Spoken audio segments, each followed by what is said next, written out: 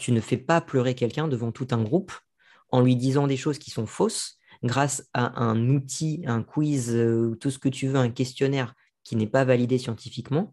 De cette manière-là, c'est hyper dangereux ce qu'il fait. Et tu ne sais pas l'état de cette personne derrière. C'est-à-dire la personne, à la fin de la formation, elle fait figure durant la formation. Si elle se suicide juste à la fin de la formation, qui est responsable?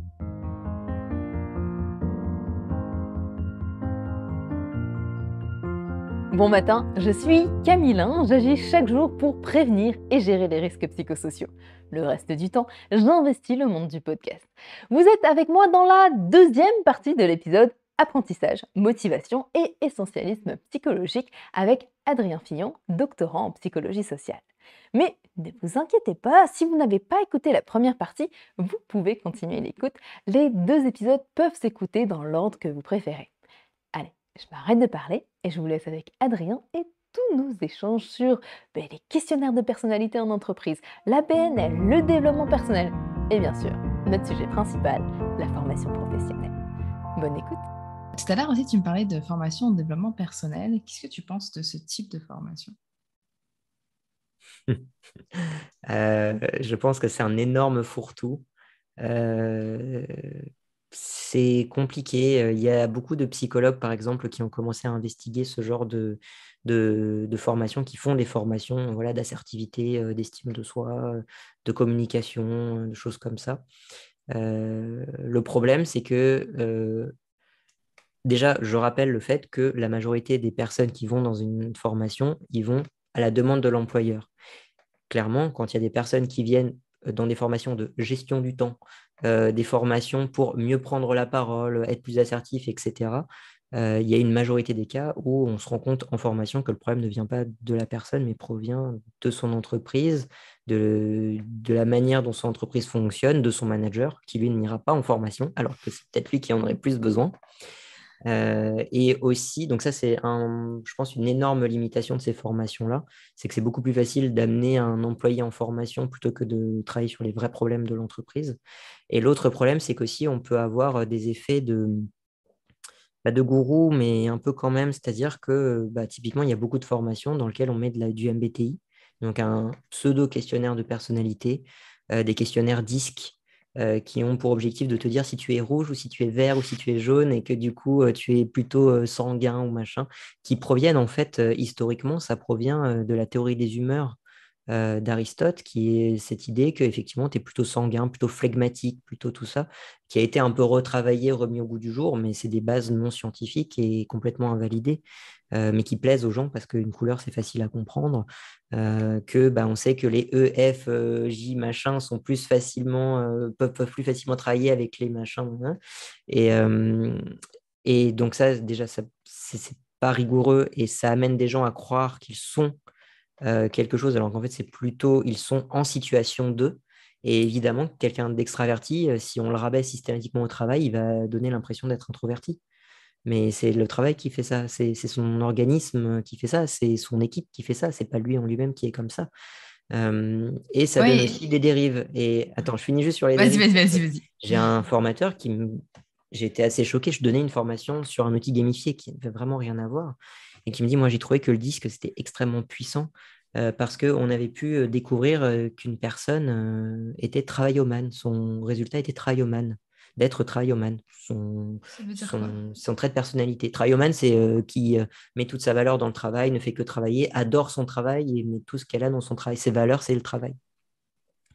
Et il dit, elle s'est effondrée devant tout le monde parce qu'elle n'avait pas du tout l'impression que c'était ça. Et donc après, le reste de la formation, on a passé du temps à la reconstruire, à la remettre avec ses valeurs. C'était hyper enrichissant, super intéressant.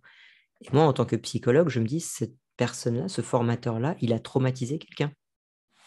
Je veux dire, tu ne fais pas pleurer quelqu'un devant tout un groupe en lui disant des choses qui sont fausses grâce à un outil, un quiz, tout ce que tu veux, un questionnaire qui n'est pas validé scientifiquement. De cette manière-là, c'est hyper dangereux ce qu'il fait. Et tu ne sais pas l'état de cette personne derrière. C'est-à-dire la personne, à la fin de la formation, elle fait figure durant la formation. Si elle se suicide juste à la fin de la formation, qui est responsable? Et c'est des choses qui arrivent couramment dans ces formations-là. C'est des choses qui arrivent couramment parce que les formateurs n'ont aucune conscience de ce qu'ils font avec les gens. Et pour moi, il faut voir quand même que ces formateurs-là, souvent, c'est des coachs improvisés, c'est d'anciens managers qui n'ont plus envie d'être managers, c'est des gens qui n'ont aucune notion de psychologie et de psychopathologie. Or, la psychopathologie, ça existe chez tout le monde, c'est-à-dire les troubles mentaux, ça existe chez tout le monde. Il faut savoir les repérer et il faut savoir ne pas appuyer sur des choses qui peuvent être sensibles. Or là, c'est exactement ce qu'ils font. C'est hyper dangereux. J'ai trop de questions pour toi avec tout ce que tu viens de me dire. Première question, tu as dit quelque chose d'important qui est que les troubles mentaux, ça existe chez tout le monde. Je pense que juste en ayant dit cette phrase, les personnes qui nous écoutent disent ah non, je pense pas que les troubles mentaux existent chez tout le monde. Est-ce que tu peux juste nous définir c'est quoi un trouble mental et qu'est-ce qui fait que ça existe chez tout le monde? Après, quand je dis ça existe chez tout le monde, ça existe en potentialité chez tout le monde. On peut tous devenir, typiquement, quand tu vois que, je ne sais même plus quel est le pourcentage actuel, mais les troubles dépressifs, en gros, ça touche entre 10 et 30% de la population, 10 et 30% de la population, et on dit que d'ici 2050, ce serait plutôt 50% de la population. Derrière, qui n'a jamais eu la boule au ventre? La boule au ventre, c'est un signe d'anxiété. L'anxiété n'est pas un trouble mental, mais une anxiété qui est sur un long durée. Normalement, on dit souvent c'est au bout de plus de 6 mois et que ça impacte soit ton travail, soit ta vie de famille, etc. C'est un trouble. Ça peut être une anxiété sociale, ça peut être une anxiété liée au travail, ça peut être une anxiété liée à plein de choses, mais c'est un trouble. Globalement, l'anxiété et la dépression, c'est les deux gros troubles qui se retrouvent chez presque tout le monde. Il y a très peu de personnes qui ne sont ni anxieuses ni dépressives, et souvent les personnes qui ne sont ni anxieuses ni dépressives sont des personnes qui sont addictes à quelque chose pour combler l'anxiété ou la dépression, quoi, en gros. Donc voilà, mais après, c'est en potentiel, c'est-à-dire que c'est des personnes qui sont fonctionnelles, qui réussissent dans la vie de tous les jours, mais qui vivent avec. Donc voilà, après, ça peut devenir quelque chose de plus grave. Et il ne faut pas que durant la formation, tu fasses en sorte que la personne développe des problèmes plus que de raison. En psychologie, on dit que pendant une thérapie, la personne ne doit pas aller plus mal à la fin d'une thérapie qu'avant la thérapie. C'est-à-dire qu'une personne qui arrive souriante doit repartir souriante. Dans les formations, ce n'est pas du tout ce qui se passe. On s'en fout de comment les gens repartent. D'ailleurs, on n'a pas le temps, je veux dire. Voilà. Tu as 20 personnes devant toi, tu peux pas gérer comment chaque personne sera en ressortant, quoi. Ouais, mais je trouve ça super dangereux en vrai. C'est Tu sais, super moi dangereux. par exemple, je travaille notamment en santé mentale. Je veux dire, je fais toujours attention quand les gens ressortent de quelle façon. Puis on discute toujours et puis ils savent tous qu'on a un moment pour pouvoir discuter, tu sais, genre, juste individuellement avec moi à la fin. Enfin, parce que c'est trop important, tu sais, genre juste je sais l'impact que ça a chez les gens de dire en formation, on a tous des troubles mentaux. Et tiens, par rapport à l'anxiété, ce que tu viens de dire, par exemple, c'est au bout de 6 mois, ça dure comme ça. Là, ça reste un trouble. Mm. Moi, je me dis que toi, tu reçois ça en pleine figure et tu dis, oh mince, je savais pas vu que mon anxiété, c'est un trouble. Tu sais, ça peut t'amener Ouais. loin aussi en Je pense réflexion. pas que les formateurs déjà savent même pas le terme anxiété. Enfin, je veux dire, ils sauront pas le définir. C'est pas vraiment dans ce sens-là que je le lisais. Moi, je parle pas du tout de ça durant les formations. Mais c'est plutôt l'idée de dire typiquement l'estime de toi. Tu as des formateurs qui te disent est-ce que ce serait pas un problème lié à ton enfance, que tu as eu des parents qui t'ont pas permis, machin? Et là, tu as des, Psychanalyse. psychanalyse, oui, et en même temps, l'estime de soi, ça se développe au cours du temps et ça peut se développer aussi dans l'enfance. C'est-à-dire que ça peut être vrai. La psychanalyse, c'est vraiment la tendre enfance avec le complexe oedipien, le machin et tout, tu vois. Donc, mais effectivement, on observe quand même que les personnes qui ont une estime de soi forte à 8 ans, souvent ont une estime de soi pas mauvaise à 25 ou 30 ans. Et les personnes qui ont une estime de soi faible à 8 ans, souvent, ont aussi une estime de soi faible à 25 ans. Donc, il y a quand même une petite relation à ce niveau-là qui n'est pas du tout ce que disent la psychanalyse. Il n'empêche que ce n'est pas ce que tu dis en formation. C'est ce que tu peux dire durant une thérapie pour voir avec la personne comment se reconstruire convenablement, etc. Mais ce n'est pas ce que tu dis en formation, sauf que ça arrive. Et de la même manière, utiliser des questionnaires de personnalité pour catégoriser des gens et leur dire, toi, tu es comme ça, c'est pas une bonne manière de faire parce que la personne, elle n'est pas comme ça. La personne, elle est complexe. Elle a des envies, elle a des valeurs, elle a des choses qui ne sont pas du tout capturées par ces questionnaires-là, qui ne sont pas du tout utiles. Et il faut prendre la personne dans son individualité, dans ses envies, dans ses besoins. Tu n'as pas du tout besoin de ces questionnaires et ils sont dangereux, quoi.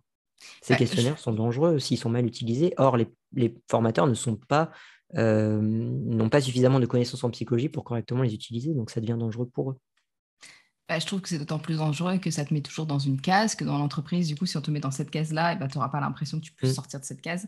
Moi, j'ai un ami, par exemple, où lui, la case dans laquelle on l'a mis, c'était vraiment quelqu'un d'introverti, qui aura du mal à aller s'exposer vers les autres, d'aller donner des formations, par exemple, d'aller donner des conférences et tout. Ça va être vraiment plus quelqu'un qui va être concentré sur une tâche, et puis c'est tout, mais avec peu de relations sociales. Le fait de l'avoir mis dans cette case-là, si par exemple dans son cas à lui, si dans la boîte il n'y avait pas quelqu'un qui a dit ah bah si vas-y teste-le quand même, va parler devant tout le monde, moi je t'encourage à, si la personne qui avait lu son profil se disait ah bah mince en fait non, il faut vraiment, vu que lui il est comme ça, je vais pas le pousser à aller faire quelque chose de plus qu'il pourrait faire. Et là dans le cadre de mon ami, lui, il a eu c'est pas un diagnostic là, avec le MBTI, mais en tout cas, il a eu ça comme résultat. Mais malgré ça, il a eu cette chance-là d'avoir un manager dans sa vie qui lui a dit non, mais vas-y, tiens, teste-le. Et puis aujourd'hui, il s'éclate là-dedans. Et c'est ça où moi, je vois que c'est super dangereux, c'est que ce genre de test, le MBTI, le DISC, etc., toutes les entreprises, toutes, j'exagère, mais une grande majorité quand même des entreprises le mettent en place. Les gens, bah, ça les satisfait parce que là-dedans, qu'est-ce que tu as? Bah, beaucoup de choses positives sur toi. Donc, attends, ça fait Mm. toujours plaisir. Sauf que oui, ça fait plaisir et oui, les gens sont toujours partants pour apprendre un peu plus à se connaître. Mais en même temps, je trouve, et puis je te rejoins complètement là-dessus, que c'est dangereux pour la personne, mais c'est dangereux aussi pour l'entreprise parce que ça amène pas non plus les personnes à évoluer, à faire plus de choses aussi. Ouais. Enfin, voilà quoi. Donc, Dans les formations, le problème, c'est de catégoriser la personne. Dans mhm. les entreprises, il y a aussi le problème de faire passer ces questionnaires au niveau des RH, dans les processus de recrutement, pour lesquels ben, on dit, voilà, cette équipe-là, ils ont besoin de quelqu'un de très extraverti parce qu'ils sont un peu mous, donc on va prendre quelqu'un de très extraverti. En fait, ça se trouve, ça va pas du tout matcher. Et du coup, donc ça, c'est le premier problème, c'est que déjà, on ne sait pas si la personne va matcher avec l'équipe parce qu'on ne peut pas prédire ça. Mais deuxième chose, c'est qu'à partir du moment où tu as fait passer ce test, le manager est au courant des résultats du test et donc va te catégoriser. C'est ce que tu décris en fait, hein.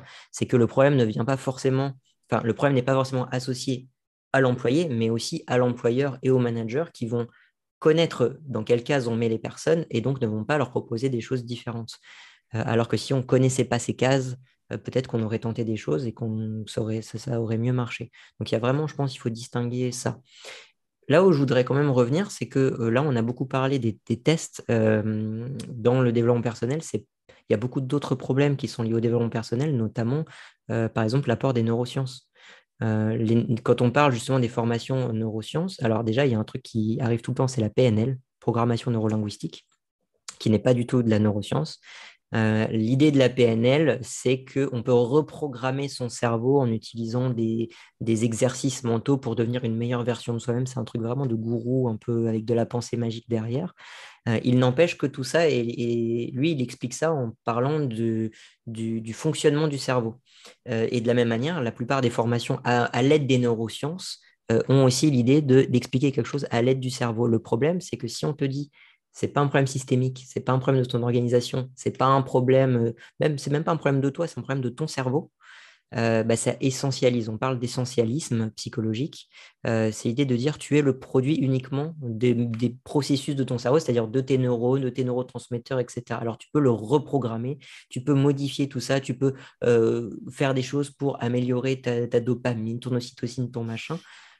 Pour moi, c'est aliénant en fait. C'est-à-dire que c'est prendre non pas la personne dans sa globalité, avec ses interactions sociales, avec ses contraintes de travail, avec tout ça, c'est vraiment dire tout est dans ton cerveau. Et donc, tu as la force par toi-même, tout seul, dans ton coin, en reprogrammant ton cerveau, de faire en sorte que tout soit mieux autour de toi, ce qui est faux. Donc, tu vois, ça aussi, ça fait, tu vois, il y a beaucoup de choses dans le développement personnel, il y a beaucoup de choses qui ne vont pas, mais c'est plein de choses différentes. Moi, c'est pour ça que je voulais parler aussi des sujets de la formation avec toi, parce que je trouve que, que former les personnes, c'est important. Surtout que, tu sais, on te forme jusqu'à tes 18 ans, puis après, tu n'as plus de formation. Donc, je trouve que c'est vraiment important, mais à condition que bah, ça soit mesuré aussi pour voir bah, qu'est-ce que tu as appris et tout.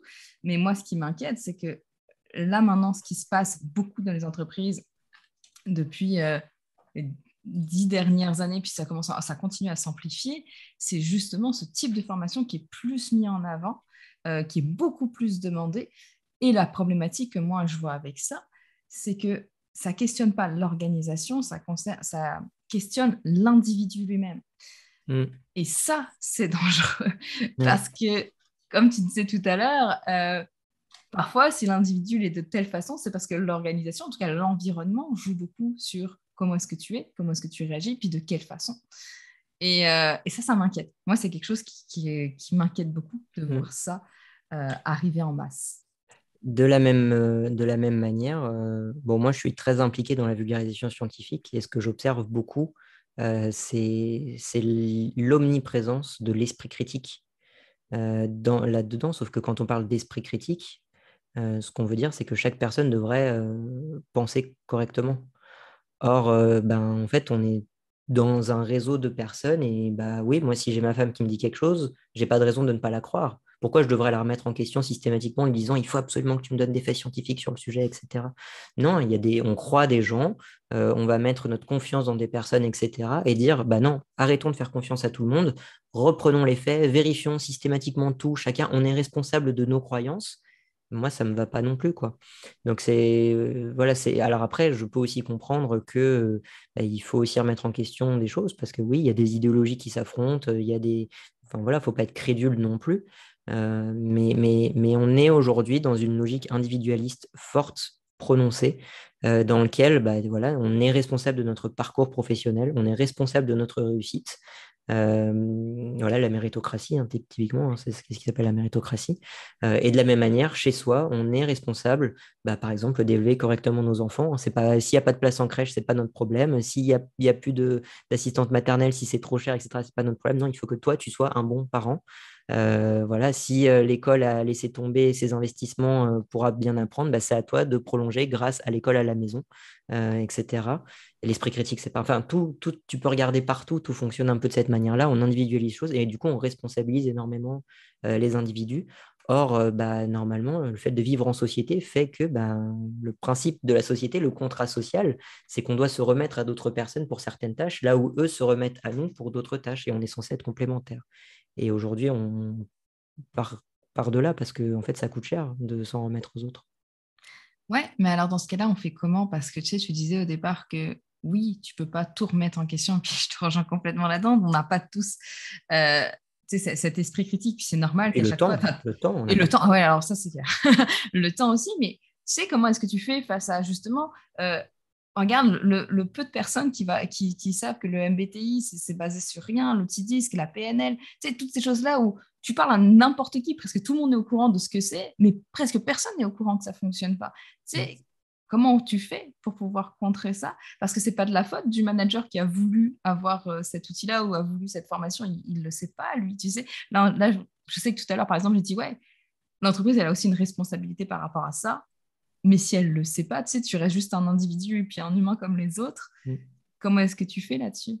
Est-ce que tu aurais une piste de solution? Moi, personnellement, je fais de la vulgarisation scientifique pour ça. C'est-à-dire que je pense aussi que c'est aux scientifiques de dégager du temps pour ça. Le problème, c'est que les scientifiques, quand tu regardes les horaires qu'ils font, voilà, c'est terrible. Ils ont de plus en plus de difficultés à trouver du temps pour autre chose que de l'administratif et donner des cours. Ils n'ont même plus le temps pour faire de la recherche. Donc, prendre du temps pour faire de la vulgarisation, c'est encore pire. Donc, pour moi, c'est très compliqué d'un point de vue social. Ce qu'il faudrait faire, c'est dégager des financements pour mettre en avant des vulgarisateurs et aussi faire de la protection. Et ça, pour moi, c'est important. Tu vois, la Miviludes, qui lutte contre les dérives sectaires, on devrait lui donner beaucoup plus de financement et lui donner aussi un rôle de régulateur en disant, eux doivent pouvoir dire ce qu'on a le droit de faire et pas de faire. Or, on va dans le sens inverse, c'est-à-dire qu'on donne de moins en moins de financement et au contraire, on fait en sorte que, s'il dit qu'il y a des problèmes là, c'est pas très grave, on verra au cas par cas. Et souvent, c'est comme ça que ça marche, c'est que quand on dit il y a un problème avec la PNL, certains le disent, moi je le dis, mais souvent, ce que disent les entreprises, c'est non, il y a un problème avec ce formateur-là qui utilise la PNL. Il n'y a pas un problème systémique. Et la responsabilité individuelle, elle se retrouve partout, hein. Typiquement, l'hôpital, on ne dit pas que l'hôpital va mal, on dit ah bah non, oui, c'est vrai que là, il y a quelqu'un qui est mort, mais c'est juste parce qu'il y a un problème problème avec tel SAMU ou avec tel médecin ou avec tel service, mais c'est vraiment pas un problème systémique. Et c'est toujours comme ça, en fait, la réponse qui est donnée. Moi, je pense qu'il faudrait donner beaucoup plus. En fait, il faudra un État en fait, des services publics qui fonctionnent mieux avec plus de financement, quoi, tout simplement. Mais c'est vraiment utopiste. Après, Ou au niveau sinon, on peut aussi, individuel, en tant qu'entreprise, se dire, tiens, on va aussi amener des vulgarisateurs sur certains sujets, parce que je trouve que c'est passionnant. Enfin, je veux dire, bon, ok, je sais que je suis un cas individuel et un cas individuel ne veut rien dire sur le global, sur la masse, mais je trouverais ça quand même intéressant d'amener aussi en entreprise le fait, ok, toutes les choses que vous croyez, sur quoi est-ce que c'est basé, et puis, enfin, tu sais, parler du MBTI, pourquoi, etc. Qu'est-ce qui fait qu'on aime bien ça, que ça ressemble beaucoup à l'horoscope, pourquoi, enfin, tu sais, ça reste quand même passionnant. Ça serait peut-être il y ça a deux aussi. problèmes avec ça. Le premier problème, c'est qu'il y a beaucoup de chefs d'entreprise qui, par exemple, regardent les TEDx. Donc, les TEDx, c'est des sortes de euh, formats de 15 minutes de vidéo dans lequel on va vite fait expliquer un concept révolutionnaire. Il faut quand même que ce soit révolutionnaire, sinon, c'est pas intéressant. Et beaucoup de chefs d'entreprise ou de dirigeants de manière plus générale aiment bien ce genre de truc parce que ça les intéresse. Mais derrière, entre le fait que ça les intéresse et le fait qu'ils mettent en place des choses par rapport à cet intérêt, il y a un monde. C'est pas parce qu'ils trouvent ça intéressant qu'ils vont en faire grand-chose. Et le deuxième point, et s'il ne faut pas oublier, c'est le biais de confirmation. C'est qu'ils utilisent le MBTI depuis des années, ça marche plutôt bien. Si tu leur dis bah, le MBTI, c'est pas utile, il y a peut-être mieux, ils disent bah, c'est peut-être pas très utile, mais ça fonctionne quand même, donc pourquoi arrêter? Donc, non, moi, je pense pas que ça vienne du monde des entreprises. Au contraire, les entreprises ont plutôt tendance à garder le statu quo, quoi. Tant que ça fonctionne, on bouge pas. Les grosses entreprises, c'est ça. Les petites boîtes, les TPE, PME, ils sont beaucoup plus, je vais utiliser le terme agile, mais ils peuvent beaucoup plus évoluer, modifier radicalement leur manière de faire et de penser. Les grosses entreprises, tant que ça marche, elles continuent, même si c'est pas le plus efficient. En fait, c'est ça. Il y a cette idée aussi d'efficacité, d'efficience. Le MBTI, selon eux, est efficace parce que ça marche. C'est pas forcément efficient, c'est-à-dire que c'est pas ce qui marcherait le mieux, le plus rapide, etc. Mais tant que ça marche, ils utilisent quand même. Ils perdent pas d'argent à continuer ce qu'ils font. Qu'est-ce qui serait plus efficient que le MBTI? Comment? Qu'est-ce qui serait plus efficient? Qu'est-ce qui Ah bah, marcherait plus mieux que le efficient MBTI? que le MBTI, c'est d'avoir vraiment une personne qui... Bah, typiquement, si ton objectif, c'est un objectif de faire en sorte que les gens travaillent mieux ensemble, bah, c'est de prendre un psychologue du travail ou un sociologue ou quelqu'un qui s'y connaisse. Ils viennent, ils regardent, il fait une analyse des problématiques, il propose des solutions spécifiques à ce groupe. Voilà. Ce qui me fait dire avec tout ça qu'on a complètement dérivé et qu'on n'est pas passé par les J'avais millions plein de notes, de j'ai questions. compris, j'ai fait plein de notes. Il n'y a rien qui m'a suivi, qui m'a servi pour ce podcast. Et bien, tu sais quoi? Regarde, comme on arrive bientôt à la fin de mes questions, est-ce que dans toutes les notes que tu as mis, il y a quelque chose que tu voulais absolument transmettre, que tu aimerais partager aujourd'hui? Il y a tellement de choses que je voulais transmettre que je n'ai pas transmis. Ouais, Je suis tellement donc, désolée. bah, bon, je vais dire rapidement les points qui me paraissaient essentiels. C'est en fait, à la base, je pensais qu'on allait vraiment parler de manière globale sur comment fonctionne la formation en France. On est allé très vite dans des détails sur notamment les formations de développement personnel, mais c'était quand même pour rappeler que dans les années 70, en fait, c'est à quoi ça sert la formation professionnelle. Dans les années 70, 55% des personnes qui faisaient une formation professionnelle avaient une mobilité ascendante. Ils gagnaient un niveau, du prestige, enfin voilà, ils montaient en grade. Dans les années 95, 8% uniquement des personnes avaient de la mobilité ascendante. Aujourd'hui, ça doit être encore moins. De la même manière, on observe qu'il n'y a pas de gain d'argent, de gain de salaire suite à une formation. En fait, à quoi sert la formation? Globalement, la meilleure explication, la meilleure hypothèse qu'on a, c'est que les formations servent à garantir un maintien de l'emploi. C'est-à-dire des gens qu'on aurait virés, mais qu'on ne vire pas parce que maintenant, ils ont développé des compétences qui peuvent continuer à servir l'entreprise. Ce qui est quand même une autre manière de penser les raisons de faire une formation. Et ça explique pourquoi la majorité des gens font une formation contre leur gré ou à l'initiative de l'employeur. C'est pour pas être viré, quoi. Ils n'ont pas vraiment le choix pour pas être virés, quoi. Donc c'est quand même une manière un peu sombre de parler de ça, mais c'est important de dire ça. Après, il y avait aussi autre chose qui me paraissait important de dire, c'est qu'en 2012, il y avait 62 000 organismes de formation en France, qui est énorme. mais il n'y a que 1% qui fait plus de 3 millions de chiffre d'affaires, et ce qui représente 45% du chiffre d'affaires. Dit autrement, il y a plein d'organismes de formation qui ont des miettes, et il y a allez, 4-5 gros organismes de formation qui récoltent l'essentiel du chiffre d'affaires des formations. Donc, on n'est pas si loin que ça d'un monopole, en fait, hein. Donc ça, je pense aussi, c'est quelque chose d'important Qu'est-ce de qui le fait dire. ça? Qu'est-ce qui fait qu'on a ce monopole-là? Ce qui fait qu'on a ce monopole-là, c'est il y a eu pendant très longtemps très peu de régulation. Ça s'explique historiquement, hein, mais très peu de régulation de l'offre de formation. Chacun pouvait faire des formations comme il voulait. Beaucoup de formations internes aussi, ça c'est important, hein. Donc, typiquement, l'apprentissage, souvent, c'est des formations internes. On prend des jeunes, on les fait former par des plus anciens. C'est de la formation quand même. Et de plus en plus, on externalise la formation. Et quand on externalise la formation, on veut s'assurer que la formation soit bien faite. Et donc, on va prendre des gens expérimentés qui datent d'il y a longtemps, donc des gros groupes. Et il y a ce qu'on appelle les OPCO, opérateurs de compétences, qui ont pour charge justement de trouver les meilleurs organismes de formation pour les grosses boîtes.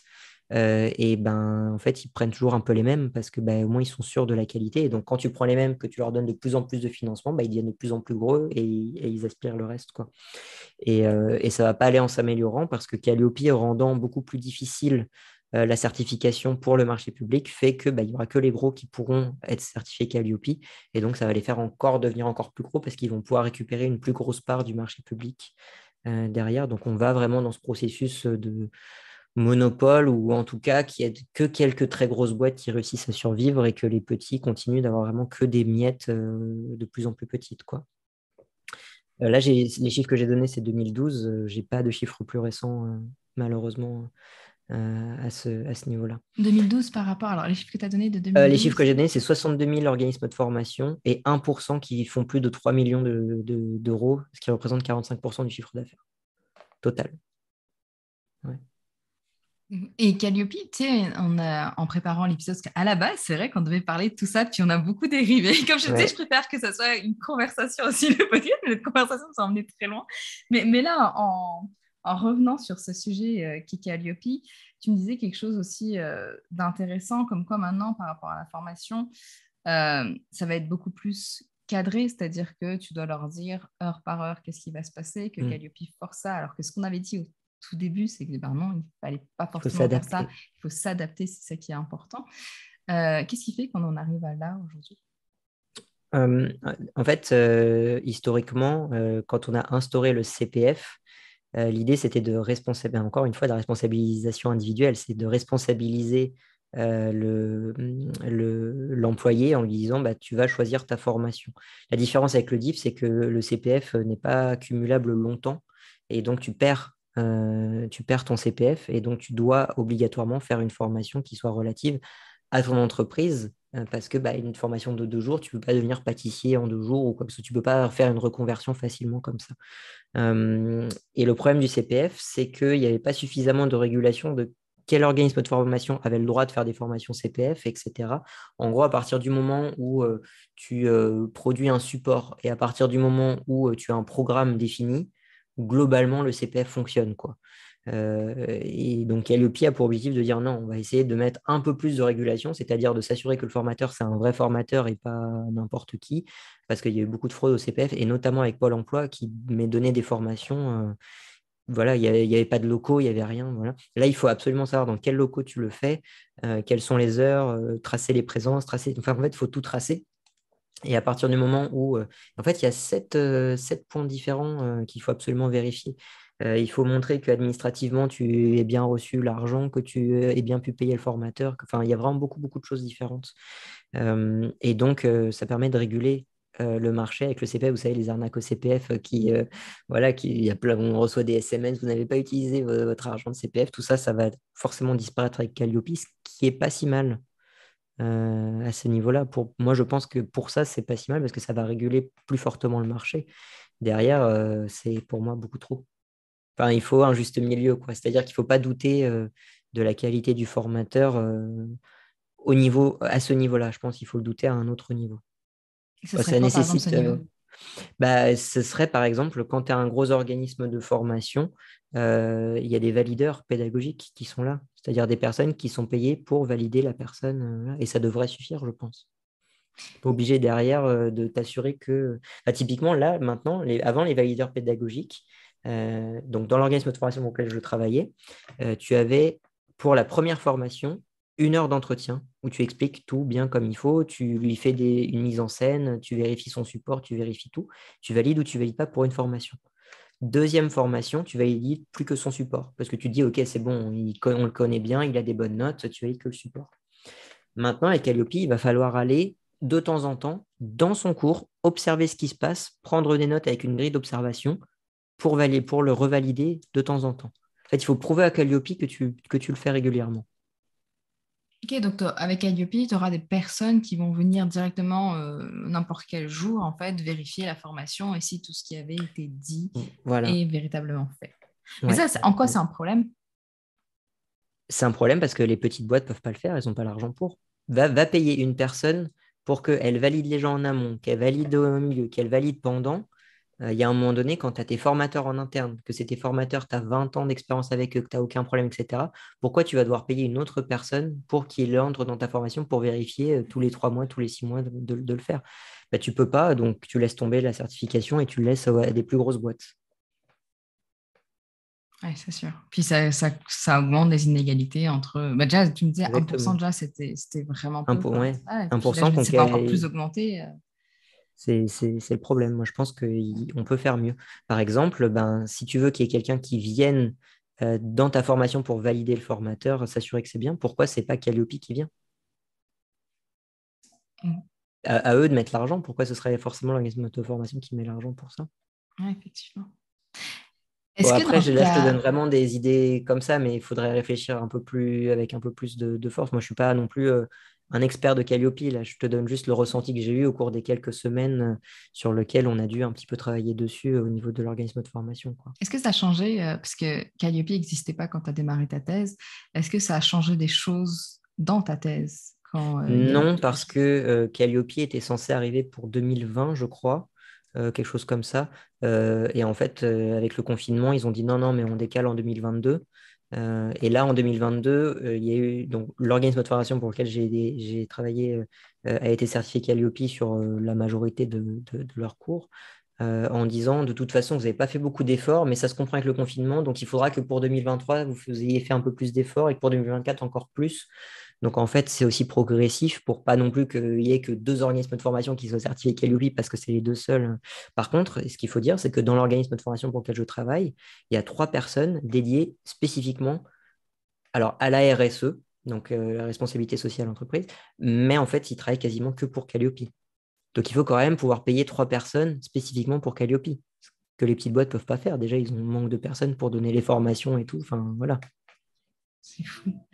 Et est-ce que toi, est-ce que tu as travaillé pour ta thèse? Est-ce qu'il y a des choses, des éléments que tu peux donner, par exemple, à ceux qui valident tu sais, tu les as appelés les valideurs de formation? Oui, alors Les eux s'appellent ingénieurs pédagogiques, ingénieurs pédagogiques. mais des fois ils s'appellent aussi validateurs pédagogiques ou valideurs pédagogiques. Mais la question c'était quelles informations je peux leur donner. Est-ce que tu leur as donné des éléments, justement, tu sais, quand tu es ingénieur pédagogique, je suppose que tu apprends tout ce qui est lié à la pédagogie pour voir comment est-ce que c'est monté, de quelle façon, qu'est-ce qui va faire que tes participants sont plus engagés. Qu'est-ce que toi, tu as pu leur apporter avec ce que tu as Ah. étudié, ce que tu as recherché?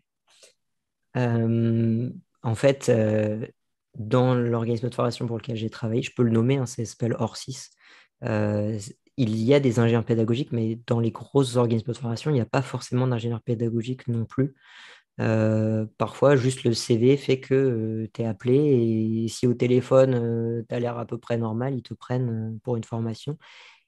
Et si ça se passe mal la première formation, ils ne te rappellent plus derrière. Mais il n'y a pas ce processus de validation. Ce processus de validation, il est chez Orsys, mais derrière, en fait, il y a une grille et tu suis la grille. Il y a pas, moi, je trouve que c'est aussi relativement aliénant parce qu'il y a assez peu de marge de manœuvre par rapport à cette grille.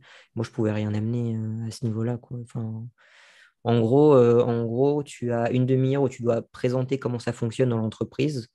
Et l'autre demi-heure est consacrée à vérifier que dans son PowerPoint, il suit bien le programme, réfléchir à quelles activités ils font pour voir s'ils sont en cohérence, vérifier qu'ils ont bien compris l'itinéraire pédagogique, donc le fil rouge qu'ils vont faire durant les 2 ou 3 jours, et faire un test pour voir si globalement ils ont une bonne idée de ce qu'ils vont faire.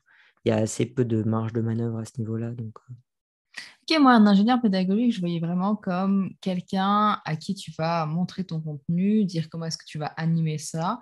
Et puis, lui, il allait t'aiguiller sur, ok, ça, tiens, ça pourrait être mieux pour que les personnes soient plus engagées. Ça, comme jeu, tu devrais plutôt l'introduire. Je voyais ça plutôt comme ça que comme la grille. Non, leur objectif quand même principal, c'est que le participant, il reçoit un programme de formation, il faut que le formateur traite tous les sujets du formation contractuellement.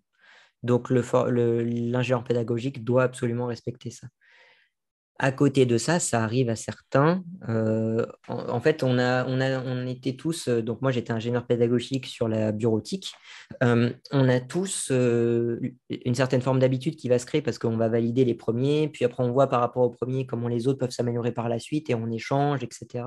Donc au bout d'un moment, tu crées une sorte d'habitude où tu te dis, bon, tel exercice, il vaut mieux le faire comme ça que comme ça. Et donc, tu peux aussi proposer au formateur de dire, ouais, enfin voilà, réfléchir avec lui sur comment mieux le faire. Derrière, c'est très au cas par cas, hein. Pour le coup, chacun est un petit peu expert sur son domaine. Moi, j'avais pas grand-chose à apporter dessus. Moi, je suis pas. Voilà, j'étais expert bureautique à ce niveau-là. J'étais pas expert du reste. Non, non, non, j'ai pas apporté de choses à ce niveau-là, non. Qu'est-ce qui ressort aussi de ta thèse? Là, je voulais juste revenir là-dessus. Tu sais, toi, t'en tires quoi en J'avais conclusion d'autres choses après à dire avoir... hein, sur Attends, sur j'ai mes pas papiers. Hein, mais... On va dire les autres choses aussi. C'est ce qu'on va faire, c'est qu'on va couper en deux le podcast avec une partie plus pédagogie et une partie plus coaching PNL, on va dire Ouais, ça. Ça va être comme tu coupé en deux. préfères. Tu veux que je réponde à ta question? Oui, Ou, je comment? veux les deux. Je veux ta feuille et ma Oui. question, s'il te plaît. Alors, attends, répète-moi la question, je suis perdu. Oui, sur ma thèse, ce qu'a apporté ma thèse. Donc, sur ma thèse, il y a il y a 4 points principaux. Le premier concerne la gamification. L'idée de la gamification, donc, c'est d'améliorer l'engagement dans la formation pour que les participants apprennent mieux en étant plus engagés. J'ai tendance à dire qu'il y a très peu d'études sur la gamification, qu'elles sont très disparates. Chaque étude dit un petit peu des choses différentes. Et donc, j'ai un petit peu de mal à croire que la gamification en tant que telle a un vrai effet sur l'apprentissage. Par contre, je pense que si le formateur réfléchit correctement à comment apporter des activités innovantes, créatives, etc., qu'il a envie de le faire, qu'il est motivé, il donne envie aux participants de s'y mettre et ça produit des bons effets. En plus de ça, il y a l'effet de nouveauté qui est important, qui est de dire, voilà, quand on fait quelque chose de nouveau, si on est un petit peu curieux, on a envie de tester et de voir, et c'est sympa. Donc ça, je pense, ça marche pas mal. Euh, donc le deuxième point, c'est l'engagement. Et là, j'ai travaillé sur une technique qui s'appelle Vous êtes libre de. On dit, tu ajoutes, tu dis à quelqu'un, je voudrais que tu mettes ta caméra, mais tu es libre d'accepter ou de refuser. Et techniquement, il est censé mettre plus souvent sa caméra, ce qui n'est pas le cas. J'ai observé avec cette méta-analyse que cette technique d'engagement fonctionnait pas bien. Euh, voilà, donc là, je n'ai pas trop grand-chose à dire de plus. Et derrière, c'est beaucoup aussi de la créativité. J'ai beaucoup travaillé sur la créativité. J'ai fait une méta-analyse sur le lien entre les facteurs individuels et les résultats créatifs. D'ailleurs, ça peut être intéressant de définir la créativité. Qu'est-ce que c'est que la créativité? Être créatif, c'est générer beaucoup d'idées, des idées originales, novatrices, et utiles. C'est-à-dire que si tu génères beaucoup d'idées originales, mais pas utiles, en fait, tu es farfelu, tu n'es pas créatif. Si tu génères beaucoup d'idées utiles, mais pas originales, tu réinventes la roue, donc tu n'es pas créatif. Donc il faut vraiment avoir les trois pour être créatif. Et en fait, cette méta-analyse n'a pas montré grand-chose parce qu'il y a très peu d'études qui mettent en lien les facteurs, donc les traits de personnalité, les choses comme ça, et les résultats créatifs en groupe. Parce que l'objectif, c'était de voir en groupe. Donc, ça n'a pas donné grand-chose. Par contre, j'ai fait une expérimentation hyper intéressante, et ça, je peux le détailler, sur qu'est-ce que ça veut dire, comment les gens comprennent le terme améliorer ou modifier. En fait, j'ai donné à des participants un parcours de golf avec plein d'éléments dedans. Et à la moitié des participants, je leur dis comment pourriez-vous améliorer ce parcours? Et l'autre moitié, je leur disais comment pouvez-vous détériorer ce parcours de golf? Alors, ils disaient, on peut mettre une barre en plus, donc il y avait du sable, ils disent, on peut déverser plus de sable, on peut faire déborder la mare sur le parcours de golf, etc. Donc, il y avait des idées additives, on va ajouter quelque chose, des idées soustractives, on va enlever quelque chose, et des idées transformatives, on va transformer quelque chose. On observe systématiquement que les participants génèrent beaucoup plus d'idées additives que soustractives, ce qu'on appelle le biais de négligence de la soustraction. C'est-à-dire, on a un biais comme ça qui fait que quand on génère des idées, systématiquement, c'est pour ajouter plutôt que d'enlever. Alors, tu vas me dire, mais, très bien, mais ça sert à quoi? Dans le monde de l'entreprise, typiquement, ce qu'on appelle la gestion de la complexité, ça vient de là. C'est-à-dire que quand on a des problèmes qui se posent, on va générer des solutions additives systématiquement. Dans le monde de l'innovation, du marketing, etc., on ajoute. Voilà, tu as un nouvel iPhone.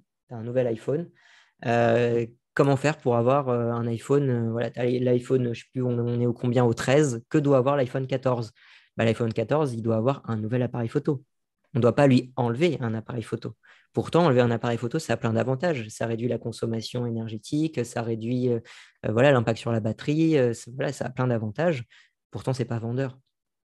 Donc, tu ajoutes systématiquement. C'est très rare de dire, et pourtant c'est parfois un argument marketing, de dire on fait moins. Qui aujourd'hui voudrait d'une machine à écrire? Dans la vie de tous les jours, je veux dire, pour être productif. Moi aussi, j'aimerais bien avoir une machine à écrire, mais plutôt en objet décoratif ou alors en objet pas pour des choses du quotidien, quoi. C'est-à-dire que tu aurais toujours ton clavier. Donc, en fait, tu ajouterais une machine à écrire à ton clavier plutôt que de remplacer ton clavier par une machine à écrire, par exemple. Donc, tu vois, on est toujours dans cette logique-là d'avoir plus. Et donc ça, au niveau du réchauffement climatique, ça a un impact direct sur le réchauffement climatique. On avait parlé la dernière fois ou pas? Je me souviens plus. Changement climatique? Non, on n'en avait pas parlé. Typiquement, tu vois, mange trop de viande. Qu'est-ce qu'on fait? Quelle est la solution par rapport à ça? C'est de créer de la viande synthétique. On ajoute à nouveau une solution qui nécessite de l'eau, qui nécessite de l'énergie. Donc, on ne résout pas finalement le problème de manière globale, on résout un problème de manière ponctuelle. On prend trop l'avion pour le travail. Comment faire? On n'a qu'à utiliser le métavers. Donc, ça nécessite des casques de réalité virtuelle. Des casques de réalité virtuelle qui nécessitent des métaux rares, qui nécessitent de l'énergie. Pareil, tu vois, c'est toujours la même logique. On a un océan de déchets. Qu'est-ce qu'on fait pour réduire cet océan de déchets? On va créer des bateaux qui vont ramener ces déchets sur Terre. Oui, mais le bateau, il faut le créer, il faut le propulser, il faut de l'énergie. Une fois qu'il a terminé sa tâche, il faut le stocker. Donc, il devient lui-même un déchet. Tu vois, à chaque fois, on ajoute des solutions qui n'en sont pas parce qu'elles ajoutent plus de problèmes qu'elles n'en résolvent. Donc ça, c'est vraiment fondamental. Ce biais de négligence, pour moi, il a un impact fondamental sur plein de choses différentes, que ce soit dans le monde de l'entreprise, dans l'innovation, sur le changement climatique et sur notre manière de penser de manière générale. Mais qu'est-ce qu'on pourrait faire pour justement contrer ce biais-là? Alors, il y a deux choses, à mon sens. Déjà, il y en a un qui a été montré par les chercheurs initiaux qui ont créé ça, c'est les indices. Dire, n'oubliez pas que vous pouvez générer des idées additives, mais aussi des idées soustractives. Ça permet de manière ponctuelle de faire réfléchir aux personnes à utiliser des idées additives lors des brainstorms, par exemple. Donc ça, les indices, ça marche bien. D'un point de vue plus général, je pense aussi que notre société valorise les idées additives par rapport aux idées soustractives. Je parlais de l'iPhone. Si on s'attend à un iPhone avec un appareil photo de moins, tout le monde sera déçu. Donc c'est aussi travailler collectivement à valoriser les idées soustractives. Ça passe par les normes sociales, donc modifier notre manière que l'on a de penser les choses.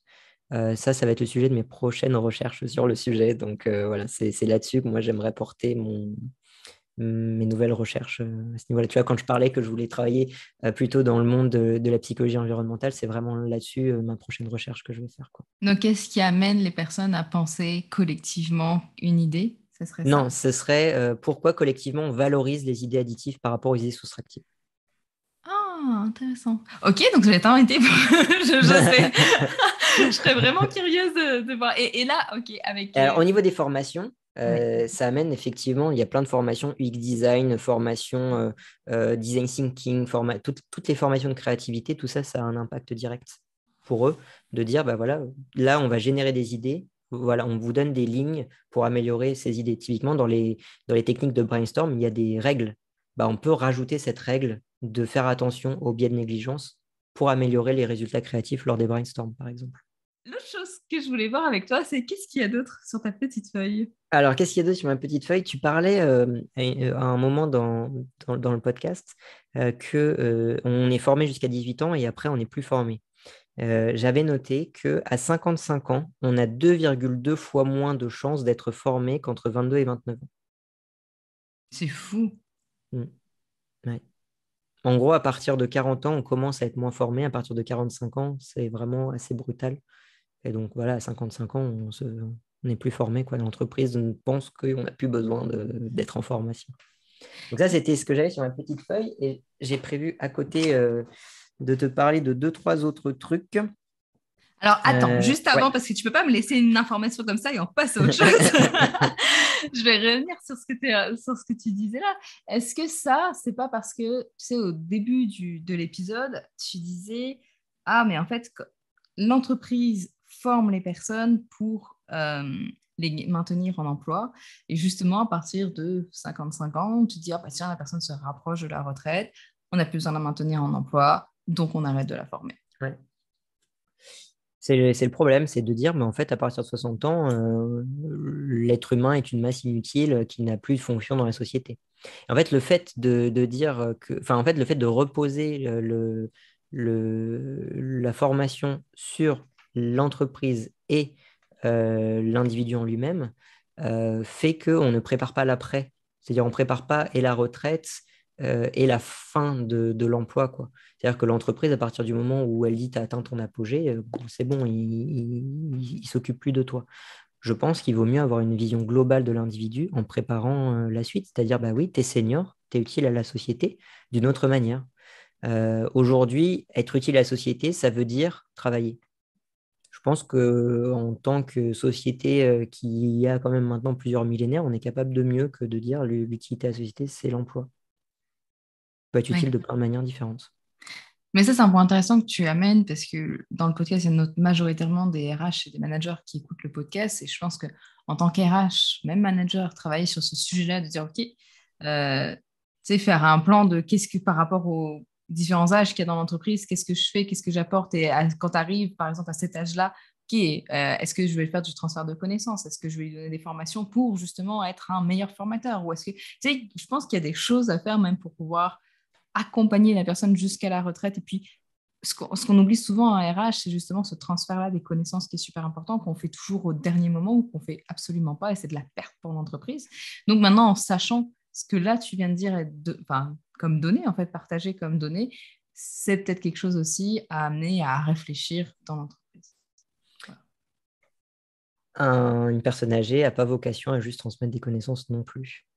Oui, aussi, merci de le non, mais c'est rajouter. C'est important, oui. C'est important de le dire parce qu'on a l'impression qu'il est plus capable de faire, il est plus capable que de transmettre. Or, c'est pas le cas. Et peut-être aussi qu'il veut faire autre chose à 60 ans. Alors, à 60 ans, si tu es dans un métier du BTP, typiquement, tu n'es plus capable de faire grand-chose. Par contre, tu peux transmettre beaucoup parce que tu as fait beaucoup d'erreurs dans ta vie, que tu as vécu beaucoup de choses difficiles au niveau du travail. Quand tu as, quand tu as fait un métier qui est plutôt intellectuel, à 60 ans, bah, peut-être que tu as envie de faire quelque chose de manuel derrière. Il faut aussi t'accompagner vers ça. Pendant très longtemps, les personnes âgées aussi avaient pour objectif de s'occuper des enfants pendant que les parents travaillaient. Aujourd'hui, on a externalisé tout ça vers des nourrices, des assistantes sociales qui, eux, reçoivent un salaire, c'est leur travail, donc elles sont utiles à la société comme ça. On pourrait aussi réfléchir à la relation entre grands-parents, parents et enfants, peut-être parce que c'était une meilleure manière de faire. Après, c'est des visions de société, là, j'apporte pas de jugement à ce niveau-là, c'est juste des pistes de réflexion. Mais voilà, par exemple, de s'occuper d'autres personnes. Parce qu'à tout âge de la vie, on adore s'occuper des autres personnes. Quand tu es formateur, tu adores apprendre des choses aux autres, c'est que tu aimes bien t'occuper d'autres personnes. Les personnes qui n'aiment pas s'occuper d'autres personnes sont assez rares et elles sont plus dans du savoir-faire. Tiens, d'ailleurs, j'en parle parce que ça, c'est vraiment quelque chose qui m'intéresse. Quand on parle de psychanalyse, on parle quasiment tout le temps de la première école de psychanalyse qui est l'école de Freud. Or, il y a une deuxième et une troisième école de psychanalyse. La troisième école de psychanalyse, c'est celle de Viktor Frankl. Tu connais ?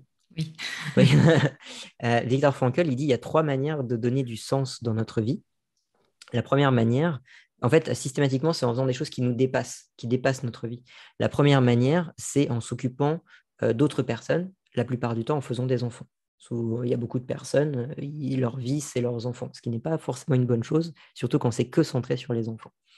La deuxième manière, c'est de s'occuper d'autres personnes, mais à travers de l'associatif, les petits-enfants, aussi le travail. La plupart du temps, quand tu es manager, tu aimes aussi t'occuper des gens. Et la troisième manière, c'est en faisant partie d'un projet qui nous dépasse. Par exemple, tu veux faire ton propre bateau et tu sais que tu n'arriveras jamais à le faire jusqu'à la fin de ta vie, mais tu pourras. Ça me rappelle Gibbs dans NCIS, qui a son bateau chez lui dans sa cave et qui ponce à chaque fois à la fin d'épisode, il ponce son bateau et tu as l'impression que ça met 10 ans qu'il ponce son bateau. C'est exactement ça en fait. Tu as un projet qui nous dépasse. Où je voulais en venir, oui, c'est qu'en fait, on peut répondre à ces besoins de plein de manières différentes et les personnes âgées sont capables aussi de répondre à ce besoin de ces manières-là. Donc, ce n'est pas uniquement le travail. C'est vraiment ça mon point principal. La formation, pour moi, ne devrait pas être uniquement une des formations en entreprise et ne devrait pas uniquement reposer sur l'amélioration des compétences pour l'entreprise. Ça devrait être pris dans sa globalité, dans comment les gens peuvent être le plus utiles à la société en respectant leurs besoins de sens. Parce que tu peux être utile à la société sans que ça respecte ton besoin de sens. Là, ce que tu es en train de dire, ça rejoint un peu la discussion qu'on a eue la dernière fois en préparant l'épisode, qui était qu'avant, on pouvait amener ça grâce au DIF, parce que le DIF, tu pouvais l'utiliser comme tu le souhaitais pour te former sur n'importe quoi. Alors que maintenant, tu ne peux plus faire ça. Alors, attention, je dis n'importe quoi, c'est pas n'importe quoi. Hein. C'est-à-dire que tu peux être formé sur des choses manuelles, sur des choses plus intellectuelles. Moi, j'aime bien faire ça. Donc voilà. Mais maintenant, avec le CPF, on ne peut plus faire ça. Le CPF a énormément... En fait, le CPF avait l'objectif du CPF était aussi de réguler un petit peu le marché parce qu'effectivement, tu pouvais être formé à tout et n'importe quoi. Et aujourd'hui, d'ailleurs, tu te formes toujours à tout et n'importe quoi. Hein. Si tu vas sur Instagram quelques minutes, tu verras des formations à 300 euros de tout et n'importe quoi. Typiquement, parentalité bienveillante, tu as des gens qui te font des formations et en fait, tu as 30 slides de on-dit et de psychologie de comptoir, comme tu dis. Voilà. Donc, tu peux toujours, sauf que le CPF, tu ne payes pas. C'est l'entreprise qui paye pour toi. L'entreprise, étant donné qu'elle paye pour toi, elle ne veut pas payer pour n'importe quoi. Donc, elle fait attention à ce que ce qui est financé par le CPF, après, ça a été des stratégies de lobbying, de choses comme ça, que ce qui est financé par le CPF, la plupart du temps, soit en lien avec l'entreprise en elle-même. Et le fait que la majorité des formations soient en 2, 3 ou 5 jours fait que tu ne peux t'améliorer que sur quelques compétences spécifiques. Et tu ne peux pas changer radicalement de secteur d'activité ou de choses comme ça en 5 jours. Donc, le Mais CPF avec le avait un petit peu CPF, l'obligation de ça. c'est pas que l'entreprise, parce que tu as une partie, tu as le choix en fait dans le CPF. C'est soit tu le fais sur tes heures de travail, et dans ce cas, c'est l'entreprise qui regarde avec toi la formation, soit tu les fais en dehors du travail. Dans ce cas-là, tu peux utiliser ton CPF sans même prévenir l'entreprise et l'utiliser pour autre chose. Ouais. Sauf que va trouver des formations en dehors du travail qui changent radicalement. Voilà. Alors, il y a beaucoup de gens qui utilisent le CPF pour passer le permis, par exemple. C'est quelque chose de différent de ce que tu as besoin pour le travail. Mais c'est à la marge, ça. C'est à la marge. La majorité du temps, tu es content de pouvoir passer 2 ou 3 jours à l'extérieur de ton entreprise et de faire autre chose. Ça te fait des vacances. C'est ce qu'on disait un petit peu au début aussi, c'est que ça te fait des vacances, donc tu es content de le faire. Donc tout le monde est un peu content, mais il n'y a pas vraiment de vision globale de société de ce qu'on pourra avoir besoin. Il y a beaucoup de métiers que des gens, tu vois, chaudronnier, c'est un métier qui est extrêmement demandé en France. Tu vas à la Défense, tu te demandes qui voudrait être chaudronnier. Je pense qu'il y a beaucoup de personnes qui seraient intéressées de faire des travaux un peu plus manuels, etc. Sauf que le CPF rend ça un peu compliqué et les gens ont un peu peur de se lancer. C'est sûr.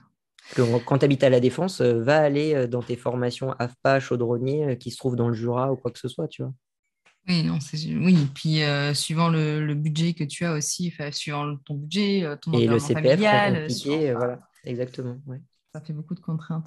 Après, ce qu'il faut dire aussi, c'est que Pôle emploi a des financements alternatifs au CPF. Il y a des financements des régions aussi pour certains métiers qui recrutent au sein de cette région-là. Il y a d'autres manières que le CPF de se former, mais ça devient compliqué de s'y retrouver aussi. Tout à l'heure, tu parlais aussi de sens. Tu sais que ce qu'on fait doit avoir un sens, etc. Et qu'on recherche. Est-ce que tu penses vraiment que tout le monde recherche un sens, comme avoir du sens au travail, du sens dans ce qu'on fait? Est-ce que c'est quelque chose qu'on recherche tous dans les choses que tu as lues, dans les En recherches fait, que tu as faites? le terme sens ne me pose pas problème, c'est le terme recherche qui me pose problème. Ok. Euh, Très peu de personnes sont conscientes qu'elles ont organisé leur vie parce qu'elles leur donnaient du sens, mais elles l'ont fait quand même. Tu demandes à des gens pourquoi ils ont eu des enfants, la plupart des gens disent bah, c'est parce que c'est comme ça. En fait, c'est parce que ça leur donnait du sens, mais ils n'en sont pas conscients. Donc oui, mais en même temps, c'est pas parce qu'ils le font qu'ils en sont conscients. Donc, donc, je peux pas dire qu'on est à la recherche de sens, mais qu'on fait les choses pour que ça ait un sens. Ça serait ça? C'est compliqué comme question. C'est Je compliqué, sais. mais en fait, ça dépend aussi la notion de sens par Frankl. Euh, Ça rejoint un peu la notion de Camus, qui est le sens, c'est ce qui fait qu'on ne se suicide pas. J'avais jamais entendu cette phrase et je l'aime beaucoup. Donc, si on prend cette notion-là, tout ce qu'on fait, on le fait pour pas se suicider. Et beaucoup de gens font des enfants parce qu'ils nous suivront après nous, et donc ça nous rend un peu immortels. Et du coup, ça nous aide à faire face à la mort.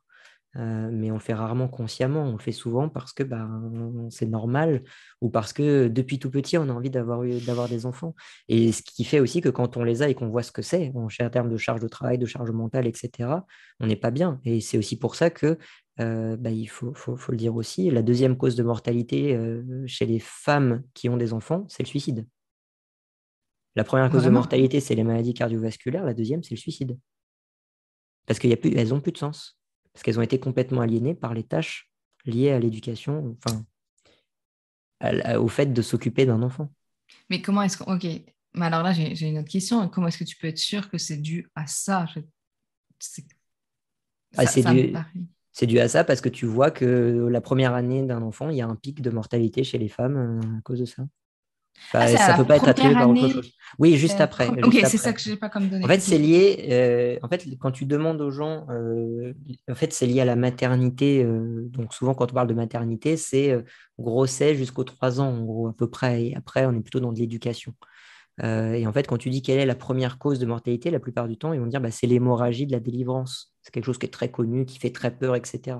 L'hémorragie de délivrance, ça doit être le numéro 5 des risques de mortalité. Le premier, c'est les maladies cardiovasculaires, qui sont les causes de mortalité de à peu près tout le monde, tout le temps. La deuxième, c'est le suicide. Troisième, ça doit être les maladies pulmonaires, je crois. Ça fait quand même réfléchir ce que tu es en train de Ah oui, parce qu'elles n'ont partager plus de maintenant. sens, parce qu'on lui a donné beaucoup de sens pendant la grossesse, en valorisant les femmes. En fait, on valorise jamais les femmes pendant la grossesse. On valorise le fait qu'elles portent la vie. C'est-à-dire, elles sont le médiateur du bébé, elles sont le moyen. On ne les valorise pas pour elles-mêmes. Elles sont énormément suivies, elles sont énormément cajolées, elles sont prioritaires. Tu vois, elles sont prioritaires pour prendre l'avion, prioritaires pour prendre le train, prioritaires pour passer à la caisse, etc. Et une fois qu'elles accouchent, plus de suivi, enfin plus de suivi. Il y a la sage-femme qui vient de temps en temps, mais la sage-femme ne s'inquiète quasiment jamais de la mère. La sage-femme vérifie le poids du bébé, vérifie qu'il mange bien, vérifie le bébé, pas la mère. Il n'y a plus les cadeaux, ils ont déjà été donnés avant la naissance ou ils sont donnés au moment de la naissance. Et puis bah oui, les deux premières semaines de vie où le bébé pleure tout le temps et que tu es seul à gérer, ça fait tout drôle et parfois c'est pas drôle du tout, quoi. Clairement pas.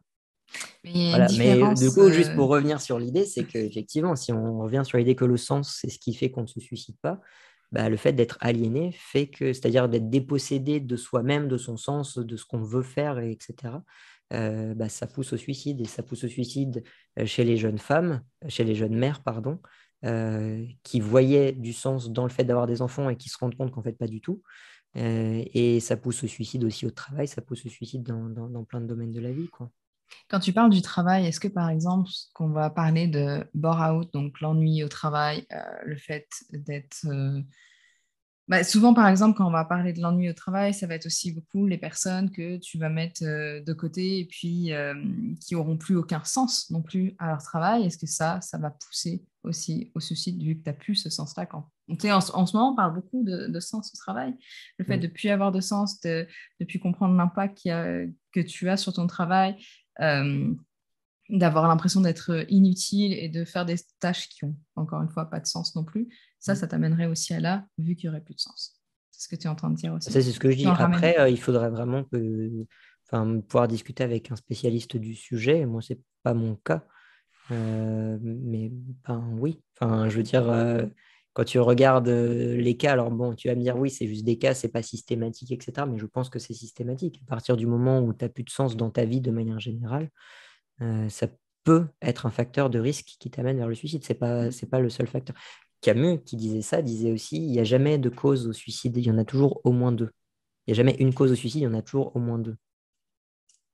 Pourquoi? Parce que si tu es dans un métier bore-out, là je caricature volontairement, mais si Oui. tu es dans un métier bore-out, que tu dois faire 9h-17h, mais qu'une fois que tu rentres chez toi, avec ta famille, ça se passe super bien, que tu vas construire des choses, que tu sais que ton métier, tu n'en as plus pour 10 ans, machin, bah, typiquement, la plupart des gens qui ont à peu près 60 ans, ils sont dans un état proche du bore-out, parce qu'on les a mis un peu de côté, c'est plus les neufs, les nouveaux, on les a mis dans un métier un peu placard, etc. Mais ils savent qu'après, c'est la retraite. Donc, il y sera plus qu'un an à tenir, plus que 6 mois à tenir, etc. Il y en a beaucoup qui disent ça, même autour de Oui. moi. Ils ne sont pas dans un état où ils vont se suicider, ils sont dans un état où il y a d'autres choses qui donnent du sens dans leur vie. Donc, c'est pas si gênant que ça à ce niveau-là. Ce que je dis quand je dis qu'il n'y a pas qu'une cause au suicide, il y en a au moins deux, c'est ça. C'est qu'effectivement, si tu n'es pas bien dans ton travail, mais qu'en plus tu n'es pas bien chez toi, tu n'es pas bien avec ton conjoint, tes enfants, que tu n'as pas de perspective d'avenir, c'est là où on parle d'ailleurs dans la dépression, on parle de triade cognitive. La dépression, c'est je suis nul, ce qui est autour de moi est nul et le futur est nul. Le danger vient quand tu as les trois. La plupart du temps, quand tu es dépressif, tu as au moins un des trois, mais quand tu as les trois, il faut vraiment s'inquiéter. Surtout que la dépression aussi, c'est une maladie. C'est une maladie là-dessus. Donc, mais enfin, ok, je vais faire une petite parenthèse aussi. Là, c'est plutôt toi le spécialiste, donc je vais te regarder, je vais te suivre là-dessus. Mais de ce que j'avais compris aussi sur tout ce qui était lié à la dépression, c'est qu'à un moment donné, c'est comme dans ton cerveau, tu as une dissociation de la réalité. Enfin, j'arrive mal à l'expliquer. Excuse-moi, parce que je l'ai lu il y a pas longtemps et j'ai pas vérifié l'information, donc Et tu j'en l'as lu profite. où? Oh, je m'en rappelle pas, ça fait Ok. un petit moment que je l'ai lu et j'ai pas eu le temps. Ça fait partie de mes trucs que quand je lis, après je le mets dans un endroit, je me dis ok, Ok. à vérifier pour plus tard. Ok, ok. Mais c'est juste parce que là, on parle de dépression, mais c'était que tu n'avais pas la même perception de l'événement que quelqu'un qui n'aurait pas de tout. Même si Ça tu as dit s'appelle tout à l'heure qu'on a les tous des troubles distorsions mentaux. cognitives. Oui, Les distorsions cognitives, l'idée, c'est d'interpréter en fait des situations de manière de plus en plus négative. Donc, quand je parlais de cette triade cognitive, de je suis nul, etc., en fait, bah, tu te dis ça, c'est-à-dire que même si tu réussis quelque chose, tu dis oui, bah, d'accord, mais de toute façon, je suis nul. Ou alors tu dis oui, d'accord, j'ai réussi ça, mais l'autre truc, j'ai pas réussi. Voilà, et donc tu vas systématiquement ramener des choses négatives à ça. Voilà, si on te dit, bah, voilà, dans le futur, tu vas avoir une promotion, ouais, mais de toute façon, à quoi ça sert d'avoir une promotion dans ce monde de merde? On va tous mourir dans 30 ans. Voilà, c'est des choses comme ça c'est que. exactement ça que j'avais. Voilà. Ça s'appelle les distorsions cognitives et on peut travailler dessus. Alors, il y a beaucoup de choses qui sont en lien, tu vois, l'estime de soi, c'est en lien avec ça. Il y a le fait de faire aussi, il y a le fait aussi de réfléchir au sens de sa vie. Il y a plein, plein, plein de choses qui peuvent rendre en compte et chaque personne est différente. Ça, c'est important de le dire parce qu'on peut dire la dépression, ça marche comme ça, mais chaque personne est vraiment différente et donc, il ne faut pas non plus généraliser. Mais avec les TCC, donc les thérapies cognitives et comportementales, le côté TC, thérapie cognitive, a pour objectif de casser ces distorsions cognitives. C'est ça l'objectif. Comment est-ce que tu fais ça? Bah, après, faut être formé psychothérapie pour vraiment y aller, vraiment. Mais bah, il y a des questionnements, par exemple. Quand tu dis pourquoi? Voilà, je suis nul. Ah, pourquoi? Parce que j'ai pas réussi ça. Pourquoi? Bah, parce que j'ai pas été suffisamment formé. Ah, mais du coup, c'est pas toi qui es nul. C'est qu'on t'a pas suffisamment formé. Et donc, tu vois, tu commences à faire douter la personne comme ça de son schéma et tu reprends ça sur plein d'aspects différents. Donc, ça s'appelle le raisonnement socratique, le pourquoi, pourquoi, pourquoi, pourquoi. C'est une des techniques, il y en a d'autres, je ne peux pas tout détailler non Oui, plus, il faut c'est une normal. formation et moi je ne suis pas non plus un spécialiste, je ne suis pas thérapeute, je suis chercheur en psychologie, je ne suis pas thérapeute, donc je n'ai pas non plus forcément tout, mais voilà, ça fait partie des techniques qu'on utilise pour ça.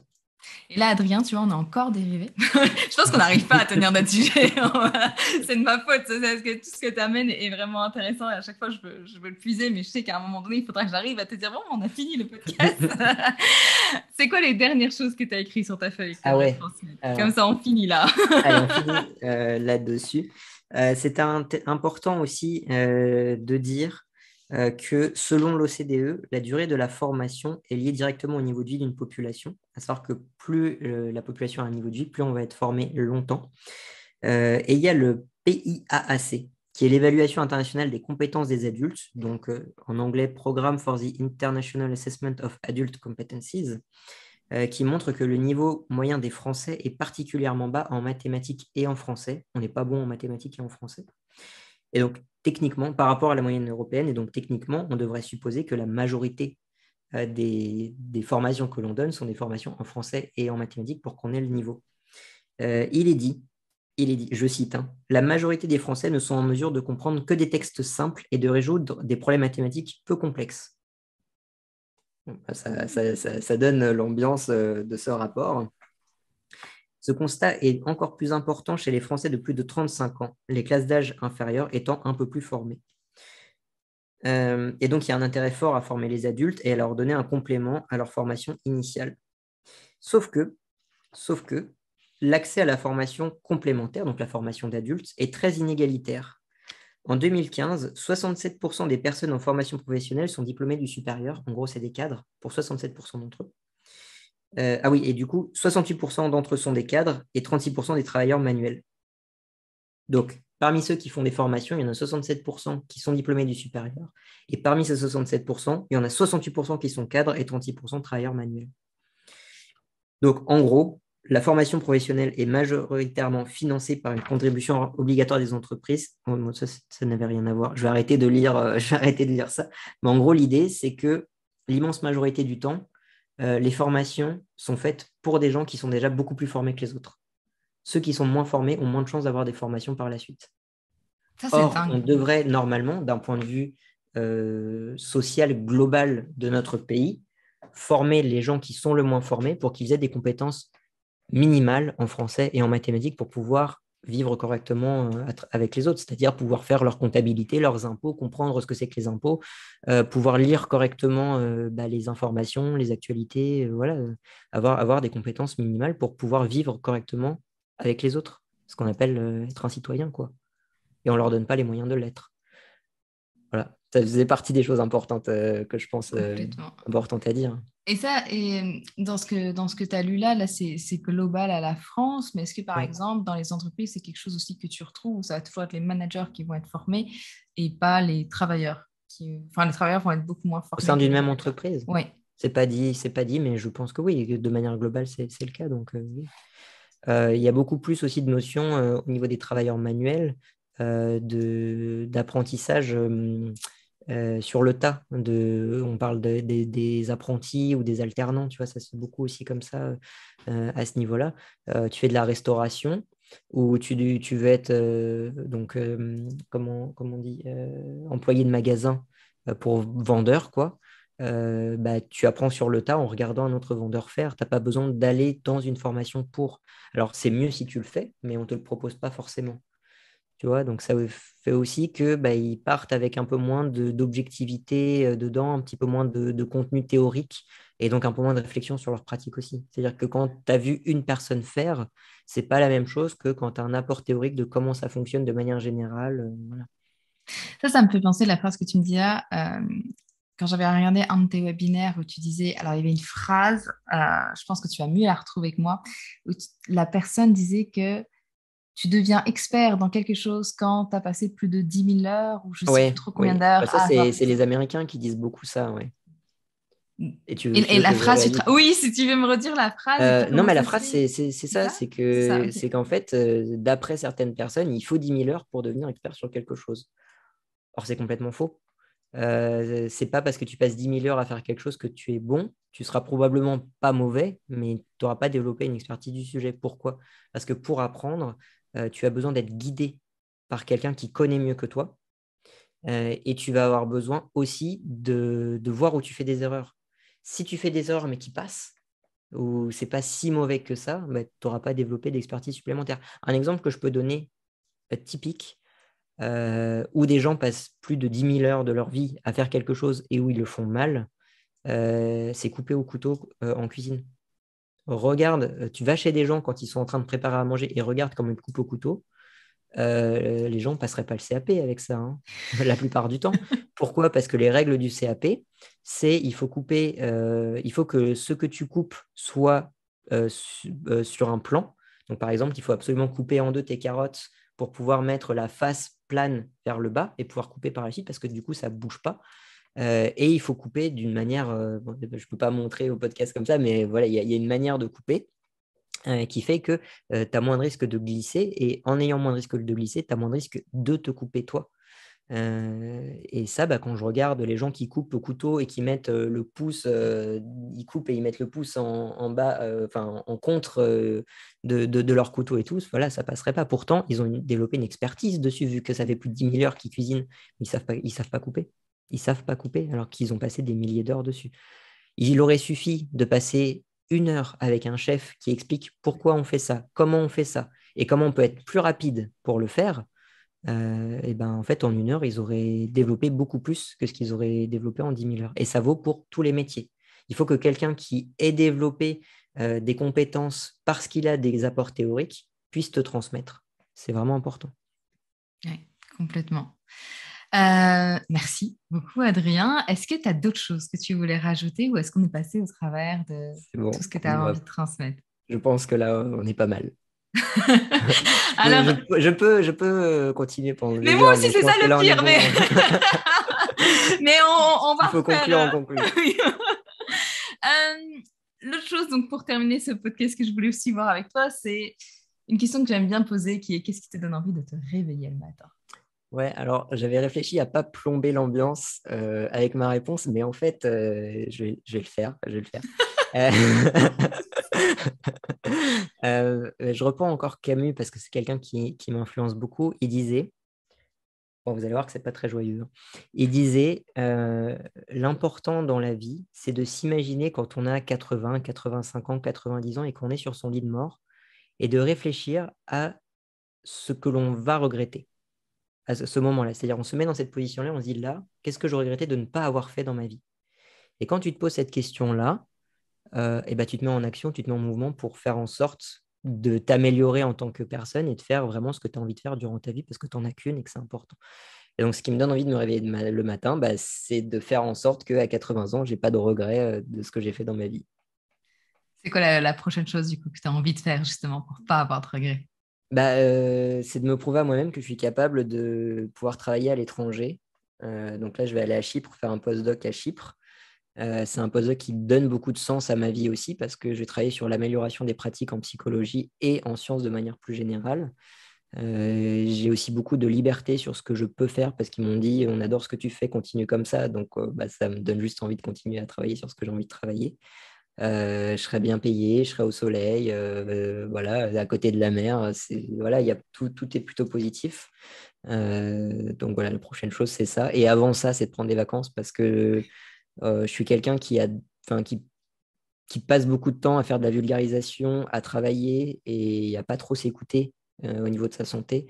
Et donc là, je sens que j'ai besoin de faire une pause de tout ça et de me vider un peu la tête. Donc la prochaine chose que je vais faire, c'est... Enfin, non, la prochaine chose que je vais faire, c'est faire ma thèse, enfin, défendre ma thèse. Défendre ta parce que thèse, la semaine prochaine. la semaine prochaine, tu vois, j'ai déjà oublié. Non, l'objectif là, c'est de défendre ma thèse, de passer la soutenance et d'avoir le titre de docteur pour pouvoir être vraiment docteur Peppers. Mais après, ça va être de prendre des vacances cet été. C'est tout ce que je te souhaite, Adrien, Merci. vraiment. Et comme aussi tu disais là, avant que tu ailles prendre des vacances, que tu aimais lire, que tu aimais apprendre, que tu aimais partager, est-ce que tu peux partager une dernière chose avec nous? Donc ça peut être une chaîne YouTube, un livre, un film, quelque chose qui t'a marqué et que tu Ouais. dirais, tiens, j'aimerais partager ça. Dans la question que tu m'avais envoyée, il y avait écrit une découverte récente. Bah, en fait, il y a une découverte récente, mais il y a vraiment quelque chose que j'ai envie de partager. Donc, je peux en partager une récente et une moins récente. Oui, tu peux. Pour la récente, c'est un livre qui s'appelle Expiation de Ted Chiang ou Chiang, je ne sais pas comment ça se prononce, Chiang, qui est un livre de science-fiction, mais pas tout à fait science-fiction. C'est un recueil de nouvelles où en fait il prend des situations qui ont existé ou pas et où il met un petit peu de science-fiction dedans pour nous faire réfléchir à la notion de libre arbitre. En fait, il nous dit est-ce qu'on est vraiment libre de nos choix à travers des exemples assez simples. Par exemple, il prend un peu les contes des Mille et une nuits et dans ce conte des Mille et une nuits, il y a un marchand qui a dans son arrière-boutique une porte qui ramène 20 ans en arrière. Et la question qu'on se pose, c'est si je passe cette porte, est-ce que je peux modifier mon destin? Et en fait, tu te rends compte au fur et à mesure de cette nouvelle que chaque personne qui a essayé de passer la porte pour modifier leur destin, en fait, se retrouve systématiquement au même point à ce moment-là. Donc, en fait, ça fait une boucle. Et ça revient à la notion que disait Nietzsche, la notion d'éternel retour de Nietzsche, et aussi cette notion qu'avait Nietzsche de dire, en fait, on n'a pas de libre arbitre, sauf la liberté d'accepter qu'on n'a pas de libre arbitre. C'est la seule liberté qu'on a. En fait, c'est un peu le point central ou la morale de cette nouvelle. Et en fait, tu as 6 ou 7 nouvelles différentes qui abordent des points différents. C'est des nouvelles assez simples, assez faciles d'accès. Il y en a une, typiquement, c'est on a des sortes de Tamagotchi virtuels, mais qui ont une propre conscience. Donc, ça reste virtuel, mais ils ont leur conscience. Et ben, qu'est-ce que ça implique pour nous en tant qu'être humain? Est-ce qu'on doit s'en occuper autant qu'un chien ou un chat? Est-ce qu'on peut est-ce qu'on peut les faire travailler? Vu qu'ils ont leur propre conscience, ils peuvent eux-mêmes être actifs. Enfin, il y a plein de questions qu'on se pose à ce niveau-là sur leur libre arbitre à eux. Il y Est-ce a que plein c'est de ce nouvelles livre-là qui différentes. t'a donné envie de faire des recherches sur le libre arbitre, Non, justement, ce ce qu'elle livre-là, il est sorti l'année dernière et j'ai commencé à travailler le libre arbitre il y a plus de 5 ans. Donc, non, le livre qui m'a donné envie de travailler sur le libre arbitre, c'est pas vraiment un livre, c'est Nietzsche, en fait, de manière plus générale. C'est lui qui a vraiment traité, dans Le Gai Savoir, il y a toute une partie sur le libre arbitre et notamment le fait que si on n'a pas de libre arbitre, à quoi ça sert d'être en prison? Attends, est-ce que tu peux répéter ça? Si on n'a pas de libre arbitre, Ouais. à quoi ça sert d'être en prison?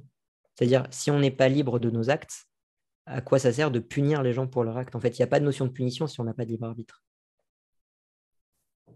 Donc, pour Nietzsche, l'idée d'être en prison n'est pas de punir la personne, mais c'est d'obtenir réparation. C'est le œil pour œil, dent pour dent. Et voilà, après, il y a beaucoup de considérations derrière. Moi, je ne suis pas philosophe, etc. Mais c'est ça qui m'a donné envie d'investiguer. Alors moi, je n'investigue pas le libre arbitre, j'investigue la croyance au libre arbitre. Moi, ce qui m'intéresse, ce n'est pas est-ce que le libre arbitre existe ou pas, c'est est-ce que le fait que les gens croient au libre arbitre influence leur comportement et leur manière de penser sur d'autres choses. Est-ce que tu as écrit quelque chose là-dessus? J'ai des publications scientifiques dessus. Ouais. Eh bien, je vous invite à aller voir. Moi, c'est ce que je vais faire aussi après. Faut Je aller suis vraiment curieuse. sur Sinon, on va Google faire un deuxième Scholar. podcast. Sinon. Mais oui, Sur alors, Google excuse-moi. Scholar, vous tapez le nom des chercheurs. Moi, c'est Adrien Fillon, comme François Fillon, mais rien à voir. Et sur Google Scholar, vous trouvez les articles que j'ai publiés, comme n'importe quel autre chercheur. C'est ça qui est beau avec la recherche, c'est que tout est libre et disponible. Plus ou moins libre, parce qu'il y a des problèmes avec les éditeurs, mais on n'abordera pas ça dans ce podcast, ça faut prendre un podcast entier. Ça serait, oui. mais globalement, leur recherche est la plupart du temps bien disponible sur Internet, quoi. Donc ça, c'était pour le livre récent, mais s'il y a un livre que je recommande à tout le monde de lire, et je pense que ça devrait être obligatoire pour tout psychologue, et je pense pas obligatoire, mais vraiment fortement recommandé pour tout le monde, c'est le livre Qu'est-ce que la philosophie antique de Pierre Hadot, Hadot. Alors on peut se dire, oui, qu'est-ce que la philosophie antique? Il va nous faire un débat sur les grandes théories de philosophie de Platon, les grandes théories de Socrate, pas du tout. Lui, c'est qu'est-ce qu'un philosophe et qu'est-ce qu'ils ont fait dans leur vie pour être philosophe. Sous-entendu, comment nous, on peut faire dans notre vie pour être philosophe en nous inspirant de ce qu'eux ont fait dans leur vie. Donc on est vraiment dans de la psychologie et on est vraiment dans des cas pratiques de ce qu'on peut faire nous directement pour nous améliorer en tant qu'être humain, nous améliorer dans le sens de vivre une vie qui nous paraît meilleure et qui est plus en lien avec nos valeurs et le sens qu'on donne à notre vie. Je pense que c'est vraiment, quand on parle de psychologie positive, c'est ça la psychologie positive, c'est rien d'autre, c'est pas la pleine conscience et les machins et tout, c'est ça la psychologie positive, c'est faire de la philosophie individuelle comme ça. Sachant que en fait, la clé, c'est en gros, ce qu'il dit, c'est que quand on est philosophe, on n'est jamais philosophe seul. Il y a des écoles de philosophie parce que les gens débattent entre eux. Et une des manières de bien vivre sa vie, c'est de réussir à débattre correctement avec les autres pour s'améliorer grâce aux autres. Je pense que tu as tout dit. En tout cas, merci beaucoup, Adrien. Toutes les choses que tu as citées dans l'épisode, je vais aussi les mettre dans les notes de l'épisode, exactement. Je vais les mettre dans les Bon notes de courage, l'épisode parce qu'il y a beaucoup. Alors là, le montage va être compliqué, mais on va y aller quand même, parce que c'était Et très intéressant. si vous voulez lire ma thèse, elle sera disponible sur HAL, qui est le site des thèses, où on retrouve toutes les thèses de tout le monde, mais à partir, je pense, de mi-juillet, voire fin juillet 2022. Le temps que tout soit régulé à ce niveau-là. Mais bon, voilà. Et ben dans ce cas-là, je mettrai aussi ta thèse dans les notes de l'épisode, comme ça vous allez pouvoir le retrouver plus facilement. Et mes toute dernière question, c'est promis, si on souhaite échanger avec toi, te poser des questions, où est-ce qu'on te retrouve? Principalement sur Instagram, donc Dr Papers, Papers. Alors, docteur en français, Docteur, mais Papers en anglais, ne me demandez pas pourquoi. Ou Dr Pampers, qui est plus facile à écrire. Et sur Twitter, c'est @adfillon, @adfillon. Là, j'utilise mon nom, mon vrai nom, parce qu'en fait, il y a beaucoup de chercheurs qui sont sur Twitter. Et donc, j'échange régulièrement avec des chercheurs sur différentes thématiques de recherche. Donc, j'ai préféré utiliser mon vrai nom à ce niveau-là. Bah, merci beaucoup. En tout cas, Adrien, merci pour le temps que tu m'as accordé. Merci à pour toi tout pour ce que tu as l'opportunité. partagé. Voilà, cette fois, c'est vraiment la fin de l'épisode. J'espère qu'il vous a plu. Et si c'est le cas, n'hésitez pas à le partager et à le commenter. De mon côté, je vous souhaite d'être toujours curieux et de ne jamais arrêter d'apprendre. À bientôt.